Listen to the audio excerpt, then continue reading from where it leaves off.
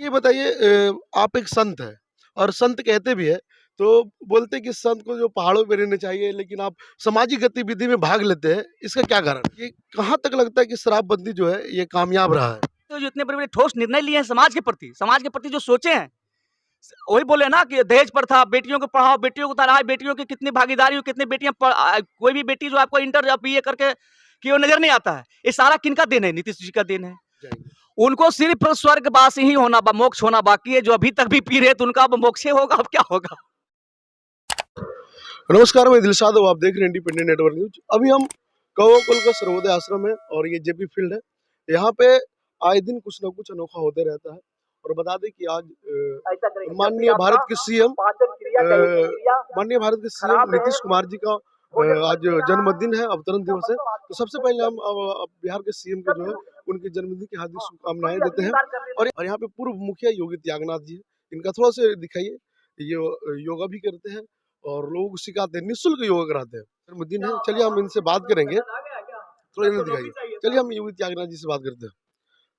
तो सबसे पहले जो है हमारे यूट्यूब चैनल में आपको बहुत स्वागत है। बहुत बहुत धन्यवाद दिलशाद जी। आप जो है यहाँ तक आए हैं और लोगों को दिखाने का, संसार का दिखाने का जो काम कर रहे हैं। आज जो यहाँ प्रोग्राम हो रहा है, बिहार में पहला स्थान है जो ऐसा भव्य प्रोग्राम किया गया है, जो कहीं भी इस तरह का प्रोग्राम नहीं है। इस प्रोग्राम को रखने का क्या लक्ष्य है? इस प्रोग्राम का रचने का लक्ष्य है नीतीश कुमार जी का, जो हमारे सत्ता में रह के भी संतों का काम कर रहे हैं। क्योंकि बहुत बड़े बड़े निर्णय लिए हैं समाज के प्रति, जो शराबबंदी, उन्होंने 5,000 करोड़ का नुकसान करके शराबबंदी कानून को लागू किए। किसके लिए? मानव जीवन की सुरक्षा के लिए। दहेज प्रथा, बहुत सारे ऐसे निर्णय लिए हैं समाज की कुरीतियों के प्रति। जो पहला व्यक्ति है, देश को पहला ऐसा राष्ट्र नेता मिला है जो कि संतों का काम कर रहे हैं, समाज के बारे में सोच रहे हैं। वो बहुत बड़ी बात है। इसलिए मैं संत होके मेरा भी कर्तव्य बनता है कि उनका जन्म दिवस को यादगार बना देने के लिए। ये कहाँ तक लगता है कि शराबबंदी जो है ये कामयाब रहा है? कामयाब नहीं रहा, लेकिन उनका निर्णय जो है ठोस है। कामयाब, अब संसार में सारा चीज बुराई और अच्छाई दोनों है, ये तो व्यक्ति ऊपर निर्भर करता है क्या धारण करना है। तो इनका वो काम नहीं, उनका जो कर्तव्य है वो निभाया। बाकी यहाँ के लोगों को, संसार के लोगों को कर्तव्य बनता है कि उनका सहयोग नहीं करके, अपना सहयोग करके अपना कल्याण करें, बस। ये बताइए आप एक संत हैं और संत कहते भी है, तो बोलते हैं कि संत को जो पहाड़ों पे रहना चाहिए, लेकिन आप सामाजिक गतिविधि में भाग लेते हैं, इसका क्या कारण? अगर संत अगर पहाड़ों में रहे तो पहाड़ों में जो सारे खजाना है, औषधियां है, वनस्पतियां है, आहार है, विचार है, ये हमारे समाज के बीच में पता ही नहीं है। तो इनको संभालने के लिए ही संत का अवतार होता है। इसलिए सारे जानकारियां देना है कि आप जीवन कैसे जिएंगे, ये सारी चीज तो बताना पड़ेगा। तो संत का अधिकार है, कर्तव्य भी बनता है, यही ईश्वर का भी आदेश है। इसके पहले मुख्यमंत्री के जन्मदिन से पहले बहुत सारे ऐसे नेता था जिनका जन्मदिन आया और लोगों ने भी मनाया, लेकिन आप मुख्यमंत्री के जन्मदिन यानी श्री नीतीश कुमार जी के जन्मदिन पे जो है एक प्रोग्राम आयोजन किए, इसके पीछे क्या कारण? और भी जो नेता गुजरे उसमें नहीं मनाया। बिल्कुल सही बात है। मैं इसलिए बोल रहा था कि इनके प्रति जो है, समाज के प्रति, जो सत्ता में रहते हुए जो इतने बड़े बड़े ठोस निर्णय लिए हैं समाज के प्रति जो सोचे हैं, वही बोले ना कि दहेज प्रथा, बेटियों को पढ़ाओ, बेटियों को पढ़ाओ, बेटियों की कितनी भागीदारी हो, कितनी बेटियां कोई भी बेटी जो आपको इंटर या बीए करके कि वो नजर नहीं आता है। ये सारा किनका देन है? नीतीश जी का देन है। तो सब कुछ जो है, समाज में जितना सारा कुरीति फैला था, बहुत सारे चीज जो है आप उत्थान किए, बहुत सारे चीज जो है आपका मानव कल्याण के लिए जो है योजना चला है, कि जो कि देश में पहली बार ऐसा नेता मिला कि सत्ता में रह के भी जो है संत का काम कर रहे हैं, लोगों को जगा रहे हैं। समाज सुधार अभियान, ये सबसे बड़ा अभियान है। इस तरह का अभियान आज तक चला नहीं। तो जो भी इस तरह का नेता काम करेंगे उसका मैं इस तरह से कार्यक्रम करूंगा भाई। कहीं ना कहीं कह सकते हैं कि आप नेता का समर्थक है या उनके पार्टी का? मैं किसी पार्टी विशेष का समर्थक ऐसा नहीं है कि जो अच्छे काम करेगा मैं सबका समर्थक हूँ। अच्छा, ये बताइए कि आप सामाजिक गतिविधि और सामाजिक राजनीति में इंटरेस्ट रखते हैं, लेकिन ये हमेशा देखिए कि आप योग के माध्यम से लोगों को संदेश देते हैं, डायरेक्ट भी संदेश दे सकते हैं। डायरेक्ट संदेश देने से तो खाली सिर्फ सुनने वाली बात है। योग क्रिया में बैठा के लोगों को इतनी सारे लाभ होता है। बहुत सारी बीमारियों से जूझ रही है हमारे युवा वर्ग, स्ट्रेस से भी जूझ रहे हैं, हमारे युवतियां वर्ग भी सारे स्ट्रेस से जूझते हैं। थोड़ा सा परीक्षा में फेल हो जाता है आत्महत्या कर लेते, थोड़ा सा कुछ असफलता जीवन में पा लेते तो उसमें आत्महत्या कर लेते। इसलिए योग के माध्यम से लोगों को विचार परिवर्तन होता है, इससे अच्छी अच्छी सोच आती है, अच्छी संगत मिलता है। हमारे शास्त्रों में भी लिखा गया, सत्संग से ही संगत से गुण आता है, संगत से ही गुण जाते हैं। इसलिए इस तरह के संगत का आयोजन करके लोगों को प्रभाव डालते हैं कि ताकि लोगों का जीवन कल्याण हो। इसलिए योग के माध्यम से सबको संदेश देना चाहते हैं। आपके इस प्रोग्राम में, इस शिविर में बहुत सारे सीआरपीएफ के जवान भी आए हुए हैं। ये मतलब वो भी एक्सरसाइज करते हैं, लेकिन मतलब और बहुत सारे लोग नहीं आए हैं, उनके लिए क्या कहना चाहिए?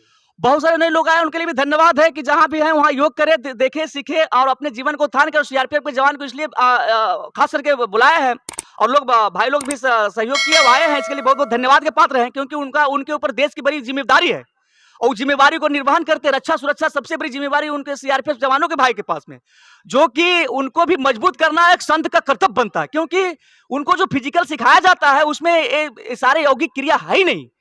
इसलिए जीवन रक्षा कैसे करेंगे? सिर्फ व्यायाम से, गतिविधि से तो होगा, लेकिन सबसे पहले प्राण की रक्षा कैसे होगा?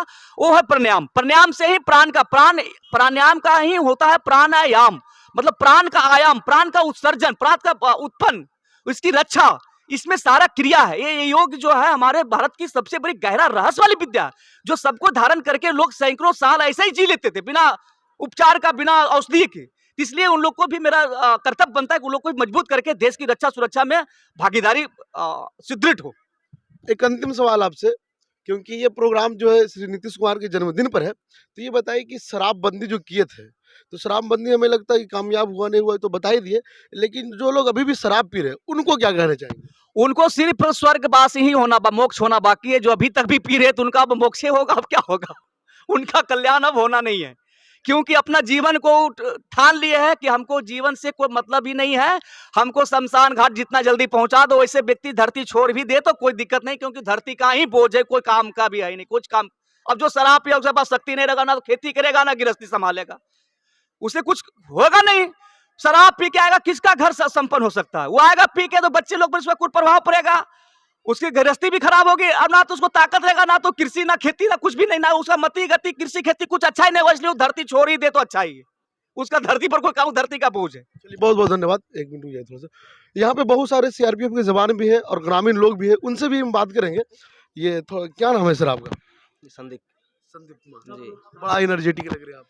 नहीं है, इतना योग में थोड़ा सा हो जाता है। सुबह सुबह योग करने से फायदा है, थोड़ा एनर्जेटिक रहता है आदमी, तो आप करके देखेंगे तो पता चलता है। ये बताइए कि बहुत सारे लोग जो है ना योगा नहीं कर रहे हैं, उनको क्या संदेश देना चाहिए? आज का तो जैसे आपने देखा है कि सीआरपीएफ के आए हैं सिविल के बीच में, तो इसका सबसे बड़ा मेन मोटो यही था कि पब्लिक को लगे कि फोर्स क्या करती है, थोड़ा अट्रैक्टिव ज़्यादा होते हैं ना फोर्स को देख के, वो क्या करती है उसको फॉलो करने की रहती है कि भाई इसको फौज को फॉलो करते हैं।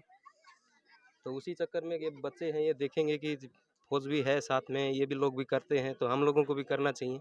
एक मोटिव सा होगा, मोटिवेशन मिलेगी। एक लास्ट सवाल आपसे ये है कि बहुत सारे लोग फिजिकल की तैयारी कर रहे हैं, वो भी चाहते हैं कि हम देश की सेवा करें, हम भी सीआरपीएफ बने, बीएसएफ बने, उनके लिए क्या कहना चाहिए?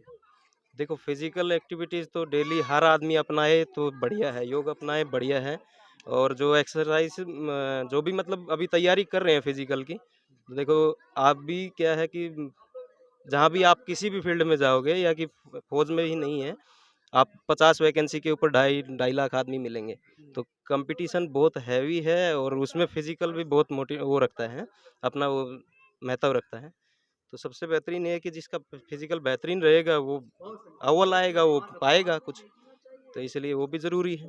चलिए बहुत बहुत धन्यवाद आपका। तो हमारे साथ बने रहे और हमारी वीडियो को लाइक करें, शेयर करें। अगर हमारी वीडियो आप यूट्यूब पे देख रहे हैं तो चैनल को लाइक करें, और फेसबुक पे देख रहे हैं तो वीडियो को लाइक करें और शेयर करें। धन्यवाद।